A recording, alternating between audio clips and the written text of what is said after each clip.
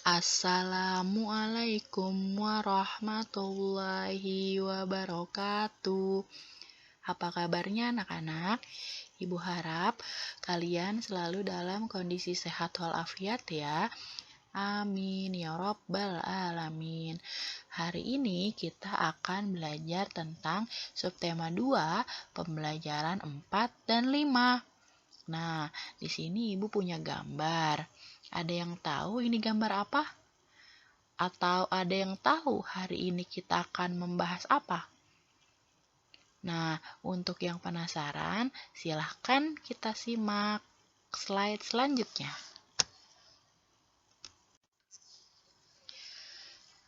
Sebelum kita memulai pelajaran, ada baiknya kita berdoa terlebih dahulu ya. A'udzubillahi minasyaitonirrajim. Bismillahirrohmanirrohim. Rabbi zidni ilman warzuqni fahma. Amin ya robbal alamin. Yuk, kita mulai pembelajaran hari ini. Silahkan kalian buka bukunya pada pembelajaran 4 halaman 92. Bisa kita mulai ya pembelajaran hari ini. Hari ini kita mulai dari makanan bergizi. Makanan bergizi adalah makanan yang mengandung zat-zat yang diperlukan oleh tubuh. Di dalam tubuh, zat makanan mempunyai fungsi tertentu. Fungsi makanan bagi tubuh digolongkan menjadi 3, yaitu penghasil energi, zat pembangun, dan zat pengatur.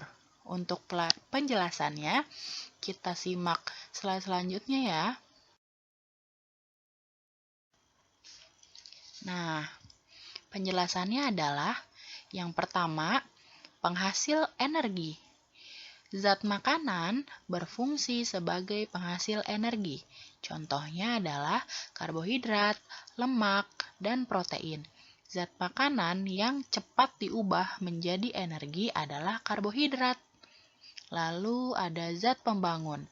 Zat makanan berfungsi sebagai pembentuk jaringan tubuh. Contohnya adalah protein, mineral, dan air. Anak usia SD masih dalam pertumbuhan. Nah, jadi untuk kalian di rumah sering-sering ya makan makanan yang bergizi karena kalian masih dalam masa pertumbuhan. Selanjutnya ada zat pengatur. Zat makanan berfungsi sebagai pengatur terjadinya semua proses di dalam tubuh. Contohnya vitamin. Bahan makanan mengandung gizi. Nah, bahan makanan yang mengandung gizi itu ada 5 ya. Ada karbohidrat, lemak, protein, mineral, dan vitamin. Kita bahas karbohidrat dulu yuk. Karbohidrat sebagai penghasil energi membentuk cadangan makanan. Yang kedua, lemak terbagi menjadi 2, yaitu ada lemak hewani dan lemak nabati. Lemak berfungsi untuk memberi sumber tenaga. Yang ketiga, ada protein. Protein terbagi menjadi 2, yaitu protein hewani dan protein nabati. Protein berfungsi untuk membangun sel dan mengganti sel yang rusak. Yang keempat, ada mineral. Kebutuhan mineral dalam tubuh terbilang sedikit dibanding yang lain, tapi bila kekurangan mineral menyebabkan penyakit defisiensi. Yang kelima adalah vitamin. Kebutuhan vitamin dalam tubuh sangat dibutuhkan. Bila kita kekurangan vitamin, kita akan mengalami penyakit avitaminosis. Sekarang kita lihat contohnya ya. Ada apa aja sih makanan karbohidrat? Nah, ini dia. Karbohidrat itu antara lain ada beras, terigu, kentang, umbi-umbian, dan sagu. Nah, biasanya kita ini sering ya bertemu dengan makanan yang mengandung karbohidrat.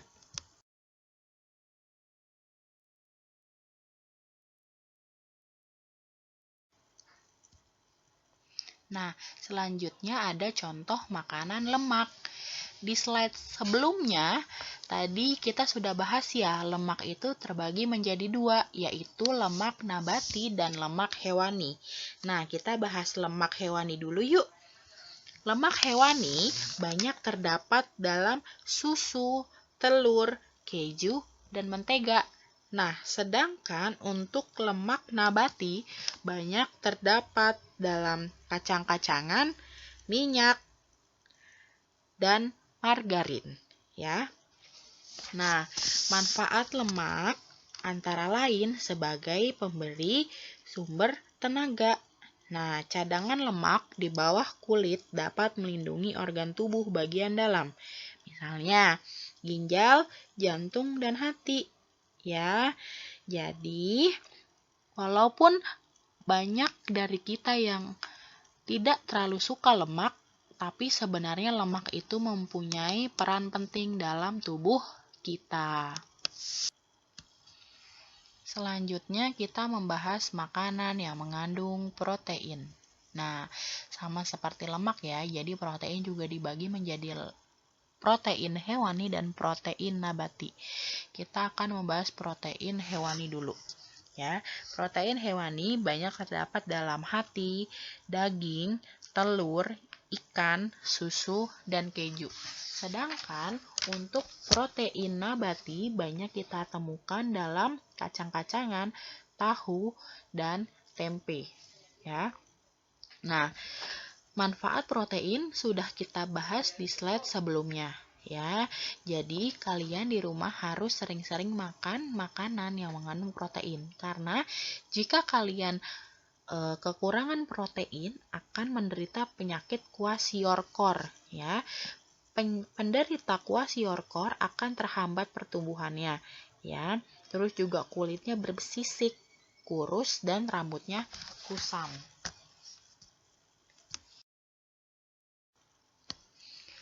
Makanan yang mengandung mineral.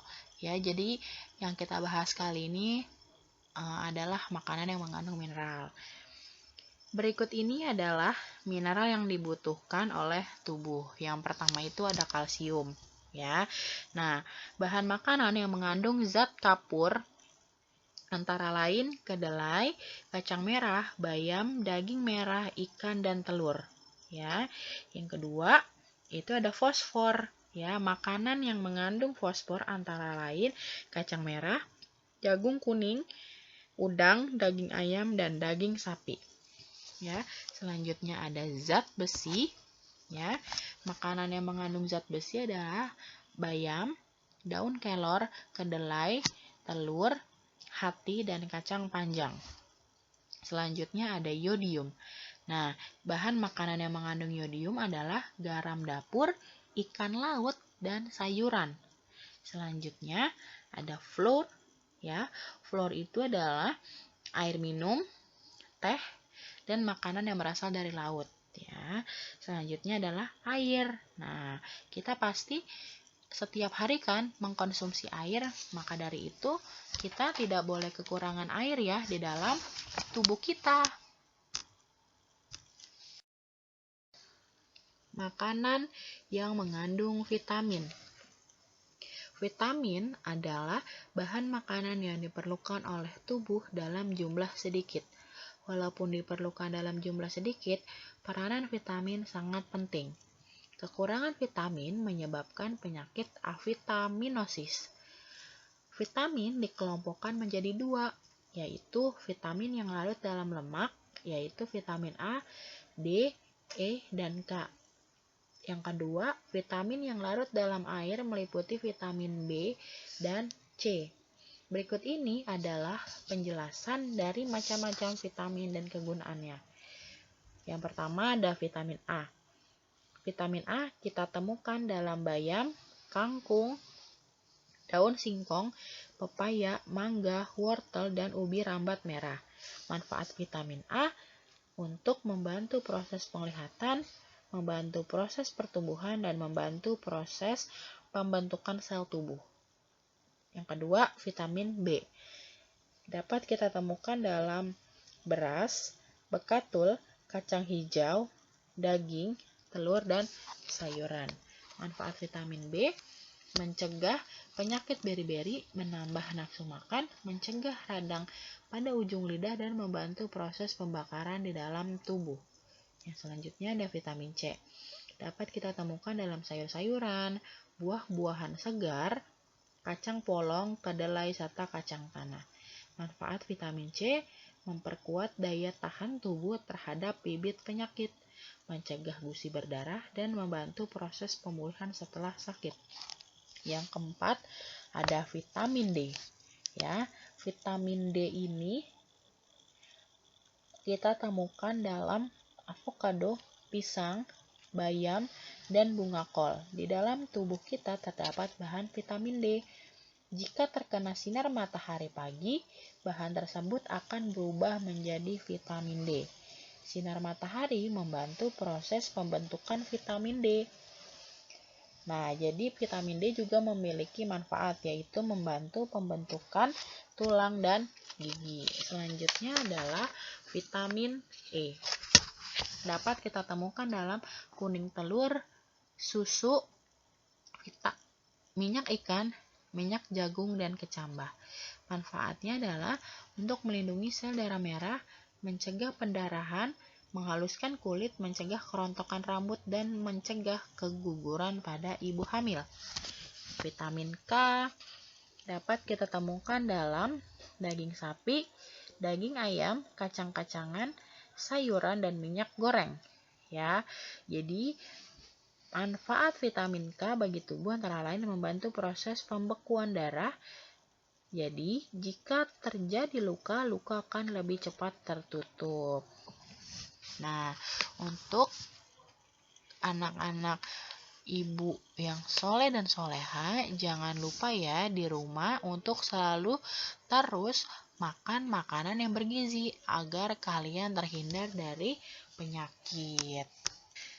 Selanjutnya, kita akan membahas pembelajaran 5 halaman 104.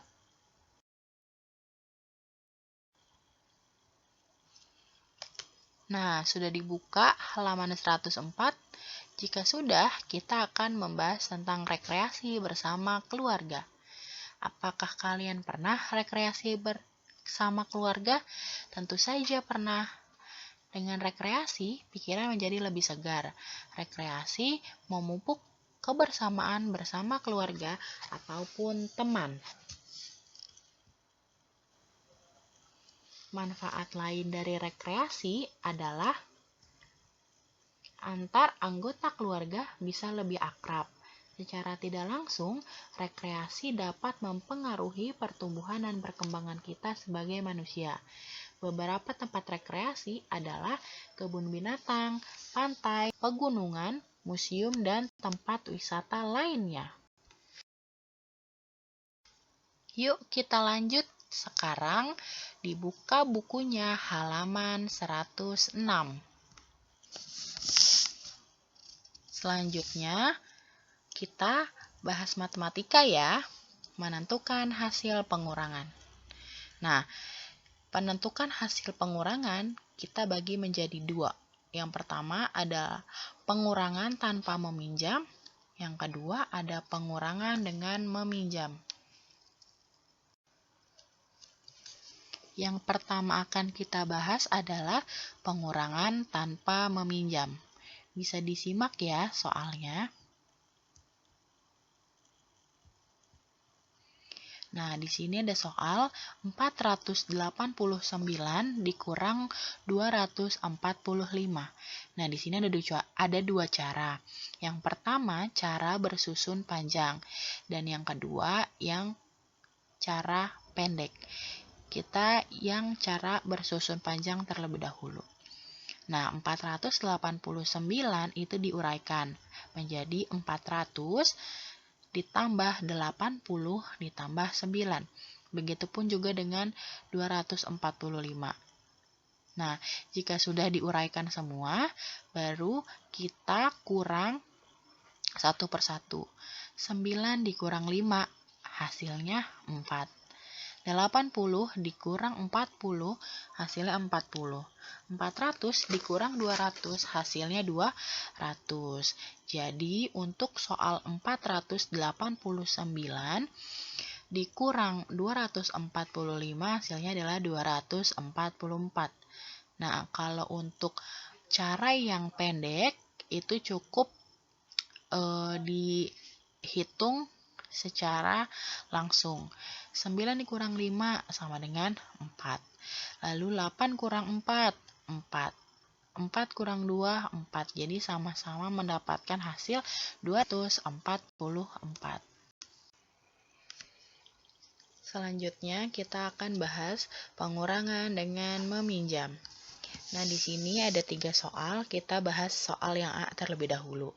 5.176 dikurang 4.328. Nah, kita mulai dari angka 6. 6 dikurang 8 itu tidak bisa ya. Nah, jadi kita pinjam 1 puluhan. Sehingga menjadi 10 ditambah 6 sama dengan 16. 16 dikurang 8 sama dengan 8. Nah, lalu angka 7 dipinjam 1 ya, menjadi tinggal 6. 6 dikurang 2 sama dengan 4. Nah, untuk satu yang ratusan kita mengulang seperti yang satuan si angka 6 ya. 1 dikurang 3 itu kan dia tidak bisa. Jadi pinjam 1 ribuan ya, 1 ribuan sehingga menjadi 11 itu di depannya ya.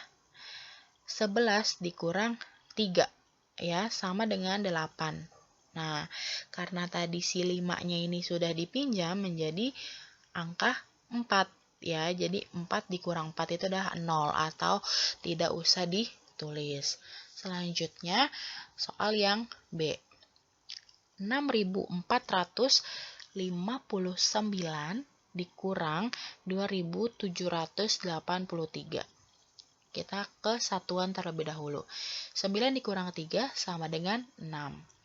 5 dikurang 8 tidak bisa ya.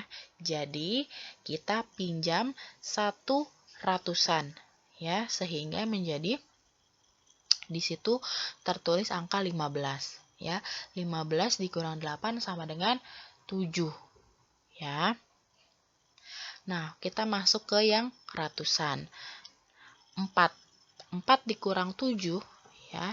Tidak bisa juga ya. Jadi kita pinjam ke yang ribuan di depannya. Ya. 4 kita coret. Jadi di situ tertulis 13 ya. 13 dikurang 7 sama dengan 6. Nah, tadi kan ribuannya sudah dipinjam ya.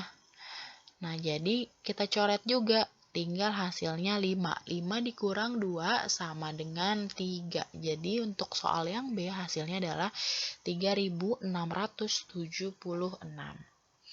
Nah, soal yang C, 8.324 dikurang 5.786. Nah, sama kayak tadi. 4 kurang 6 itu tidak bisa ya. Jadi kita pinjam ke yang si ratusan. Jadi 14 dikurang 6 sama dengan 8.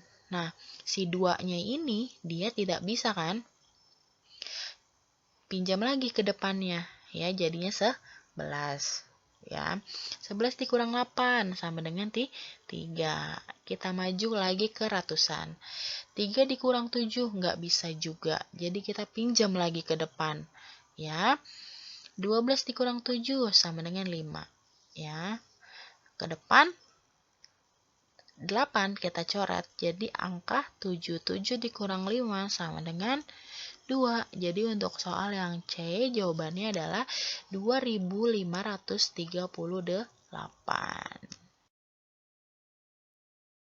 Bagaimana penjelasan Ibu tadi?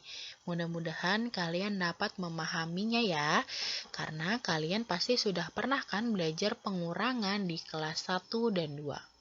Selanjutnya, kerjakan nomor 1 sampai 5 halaman 108 di buku tulis.